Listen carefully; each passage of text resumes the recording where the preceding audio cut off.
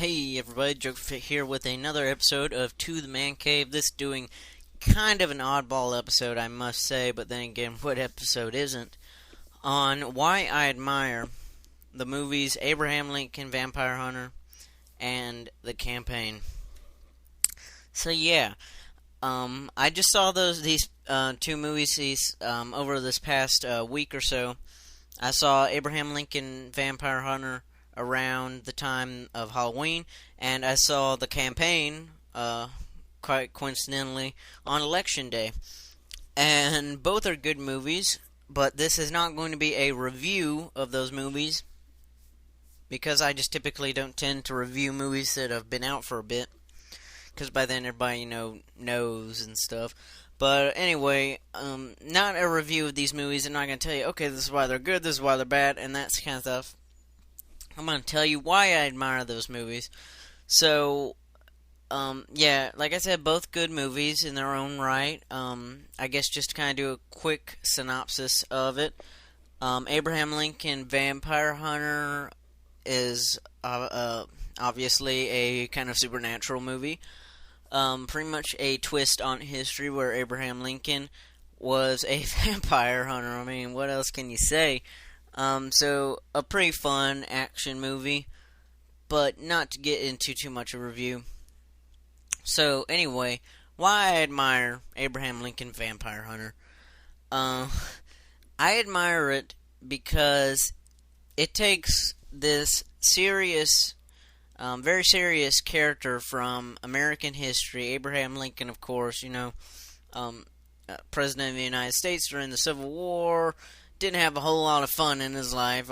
Obviously, he was dealing with a nation divided, and it gives it, and it because everybody, at least in America, I'm not speaking for everybody around the world, but people in America, they think fondly of Abraham Lincoln. He's considered one of our great presidents. So, taking this beloved character from history, and pretty much just making him an action star, really. And what I really admire about it is that it does this all with a straight face. It never, makes fun of itself, like, hey, look, we got Abraham Lincoln killing vampires. Now, it doesn't do that kind of, laugh at itself routine that some other movies tend to do when they take something serious and add a twist to it. So that's why I really admire it, because If you show somebody this who had no inkling of idea about who Abraham Lincoln was or anything, any American history, they would think that this is actually a biography, a biopic. That this is the truth, but because the movie just tells it it's very sure of itself that it's not questioning that this was false. It's just telling it, straight face, this is what Abraham Lincoln did. He killed vampires and he was president. And he became president to stop vampires, pretty much. It's really hard to explain just how they do it. I mean, just straightforward telling you this is how it happened. And they don't even smile for a minute when saying it. So that's why I admire Abraham Lincoln Vampire Hunter, because it's just it just makes history kind of come alive, and it makes it more interesting, more accessible. And I think that maybe if somebody sees this and they really previously had no interest in Abraham Lincoln, and they see it and it's kind of a nice action movie, they might it might spark an interest in them to learn more about Abraham Lincoln and other historical characters. So I like that it does that. That it just it kind of tricks you into learning some history along the way, because it's not all BS. He was going out in the field of Gettysburg and chopping heads off and all that. No, he doesn't do that. It actually kind of works within the confines of history, and it just kind of fills in some of the blanks with absolute supernatural craziness. So yeah, if I had two words to describe this movie, it'll be historical fan fiction. But not that kind. I know what you're thinking about. So yeah, that's why I admire Abraham Lincoln Vampire Hunter. A really just fun, action movie. So you guys should go see that. Abraham Lincoln Vampire Hunter, especially if you're one of those people that has bought into the vampire craze that's sweeping the world, I guess. And so on to the next movie in this video, The Campaign. So again, a perfect time to see The Campaign on election night. Right when America, you can't turn on any station without being swept up in the middle of some campaign ads, media reporting on it and stuff.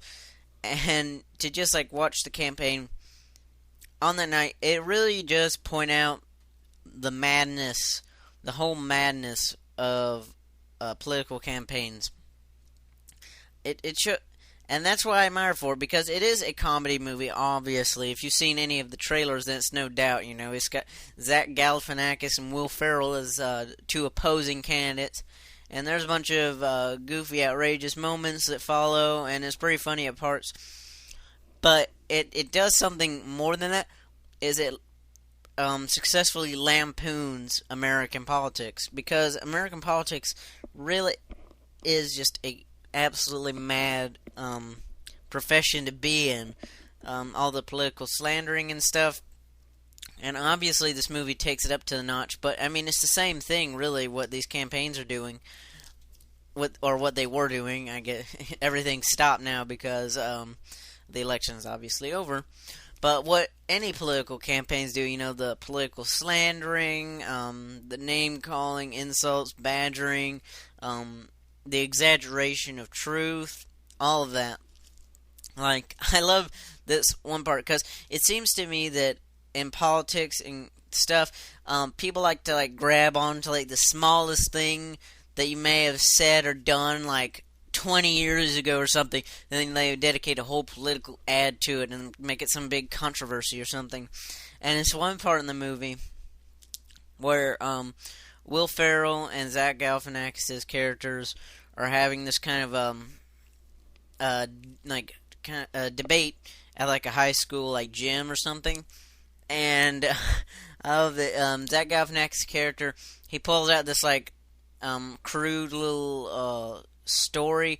When you're in school and you draw with your crayon and stuff, and you write a story and stuff, and it's something that Will Ferrell's character made when he was 8 or something, and he turns it into a political weapon against him by saying it's the Adventures of Rainbow Land and something, and it's he said in it I believe everything was free and stuff, and Zach Galifianakis calls it a communist manifesto.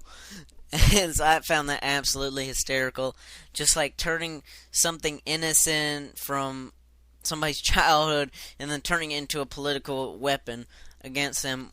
Absolutely brilliant. So yeah, the campaign did an excellent job at that.